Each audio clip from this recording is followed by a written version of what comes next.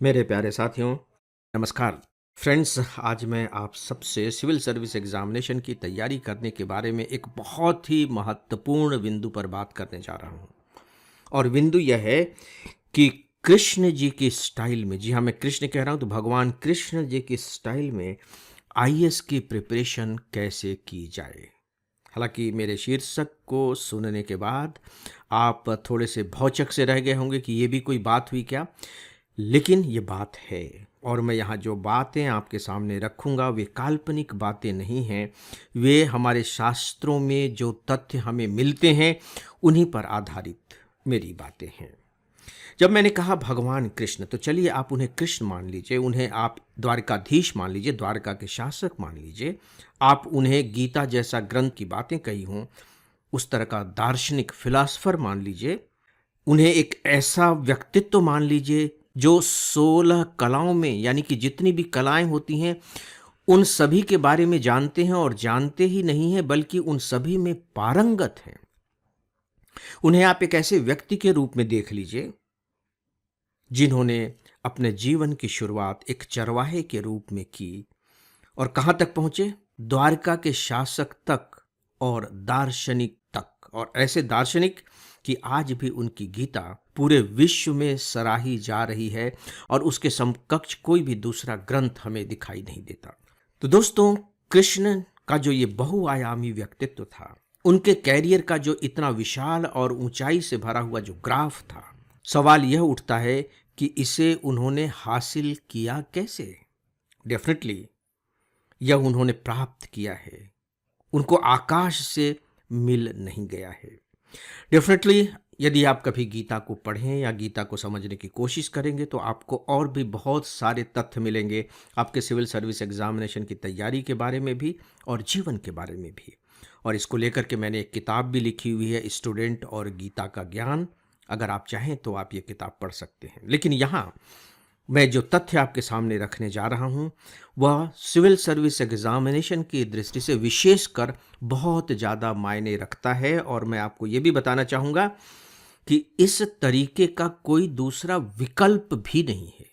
जी हाँ, कोई विकल्प नहीं है। यह बात अलग है कि उसी बात को रखने के लिए जो हो सकता है कि दूसरे मेंटर्स भी आपसे बताते हों, मैंने कृष्ण जी के सिद्धांत का, कृष्ण जी के स्टाइल का सहारा लिया है।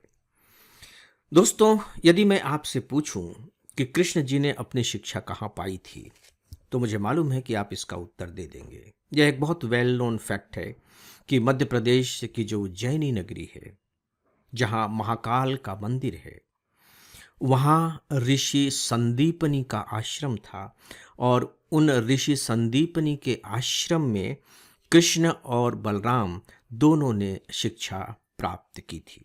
और वहीं उन्होंने 64 डेज में जो 64 कलाएं होती हैं, देखिए वैसे तो 16 कलाएं मानी जाती हैं, फिर जब उनको हम विस्तार दे देते हैं तो फिर वो 64 भागों में विभाजित हो जाती हैं। 64 दिनों में अपने इस अध्ययन को उन्होंने पूरा कर लिया था। मैं इस पर नहीं जा रहा हूं कि क्या ऐसा करना संभव है, लेकिन जो शास्त्रों में हमें मिलता है ऐसा उन्होंने किया था। और जब आप उसकी डिटेल्स पढ़ेंगे तो आप आश्चर्यचकित रह जाएंगे कि उन 64 कलाओं में कोई आपको ऐसा मिलेगा ही नहीं जीवन का पक्ष जो शामिल न हो रहा हो। ऐसा लगता है जैसे कि सब कुछ उन्हें मालूम हो गया था।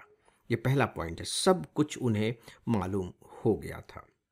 लेकिन यहाँ जिस बात को मैं आपके ध्यान में लाना चाह रहा हूँ वो इससे आगे की बात है।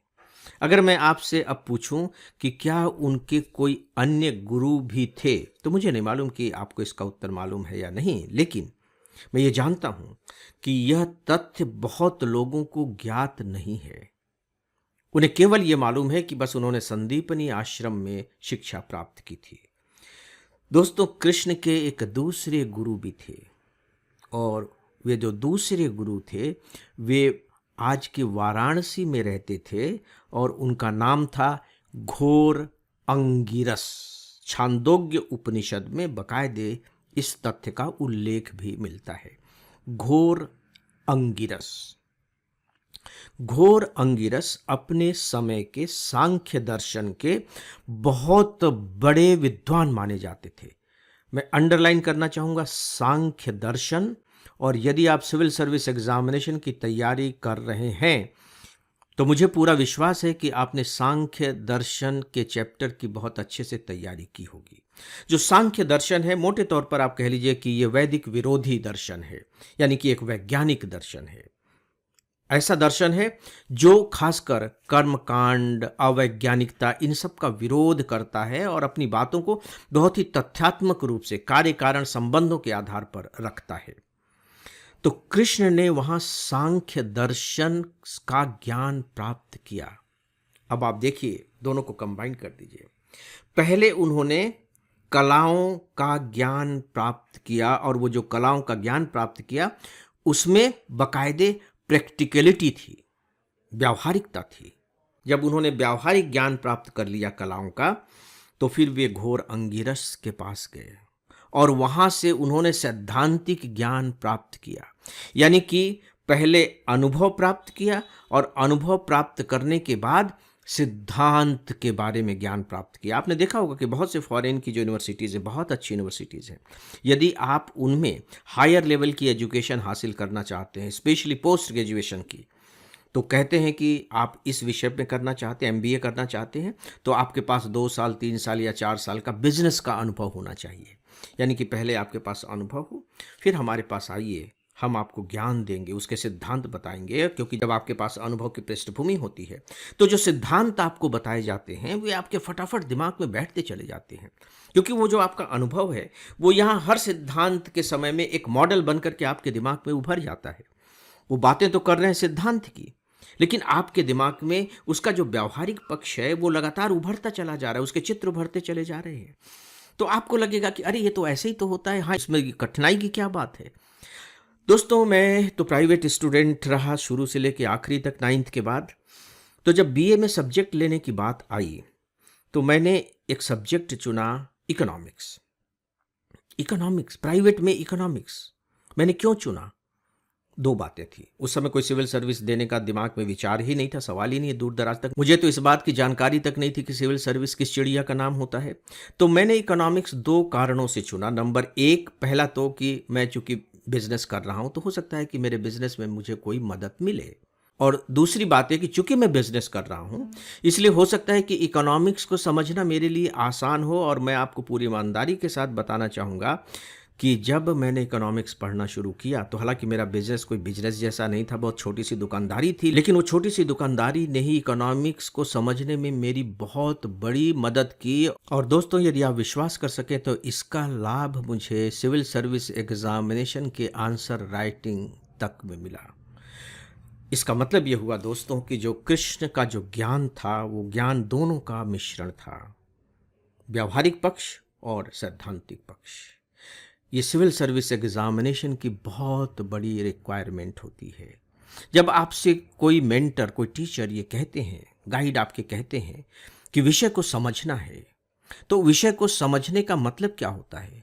किताबों में तो हम सिद्धांत पढ़ते हैं, विषय को समझने का मतलब यही होता है कि ये जो सिद्धांत हैं इनका व्यावहारिक पक्ष आपको दिखाई देना चाहिए। कि जब आप सिविल सर्वेंट बन जाएंगे तो अभी जो कुछ भी आप पढ़ रहे हैं उस पढ़े हुए का इस्तेमाल करेंगे कैसे? सिविल सर्वेंट बनने के बाद आपको कोई कॉलेज में जाकर के पढ़ाना तो है नहीं, लेकिन इसका उपयोग करना है और इसका उपयोग प्रशासन में करना है।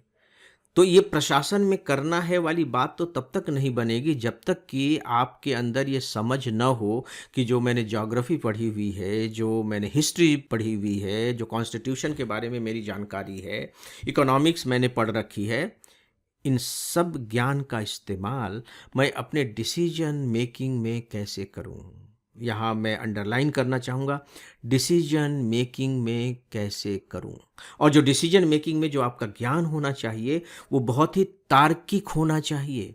यानी कि आपके जो डिसीजंस होने चाहिए वो भावनात्मक नहीं होने चाहिए, वो एक तार्किक होने चाहिए। इसीलिए इमोशनल इंटेलिजेंस के बारे में आप पढ़ते हैं, सिर्फ इमोशंस के बारे में नहीं पढ़ते और सिर्फ इंटेलिजेंस के बारे में ही भी नहीं पढ़ते।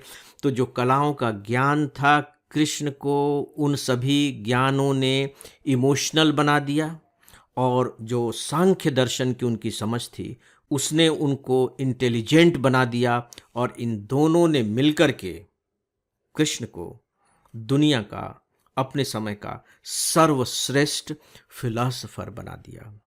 दोस्तों, ये मैंने कुछ तथ्य आपके सामने रखे हैं कृष्ण के जीवन से जुड़े हुए। इन पर आप विचार करें और यदि आपको ठीक लगता है तो इनके कुछ बिंदुओं को आप अपने सिविल सर्विस एग्जामिनेशन का प्रिपरेशन का आधार बनाएं। मैं आपको विश्वास दिलाता हूं कि इससे आपको निराशा नहीं ही होगी, कुछ न कुछ लाभ ही होगा, और वो जो लाभ होगा वह अपने आप में अद्भुत होगा।